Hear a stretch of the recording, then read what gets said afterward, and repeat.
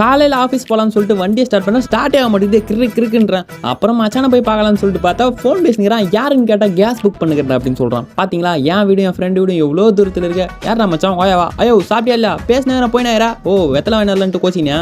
வா மச்சான் புல்லட்டில் வந்து டோ பண்ணுற மாதிரியா மச்சி. டோ பண்ணுறதுல என் மச்சான் வச்சுக்கிறதுக்கு ஆளே கிடையாது. 20 கிலோமீட்டர் இருந்தாலும் அசால்ட்டாக போடுவாப்பில் டோக்கு. அப்புறம் கடையில் வந்து வண்டியை விட்டா அண்ணன் பூஜை பண்ணுறாரு. நோ நாங்கள் போய் பூஜை போட்டு வரோம், வண்டியை பார்த்து வேணாம் அப்படின்னு சொல்லிட்டு சாப்பிட்றதுக்கு கிளம்பிட்டோம். இவர் தான் சொட்டுக்கு விசோட அட்மின். வாங்க அட்மின் போகலாம் சாப்பிட்றதுக்கு. போடுறா சாங்க இயற்கை தாயின் மடியில் பிறந்து.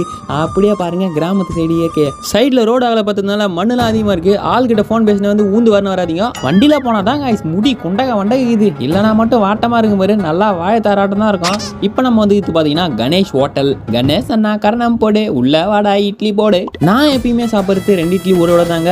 இந்த ஹோட்டலில் பார்த்தீங்கன்னா சாம்பார் தான் வேற லெவலில் இருக்கும். பேரே நான் வச்சிருக்கேன் சார்பட்டா சாம்பார்னு. அந்த பெருமை எல்லாமே மாஸ்டர் வேங்கப்ப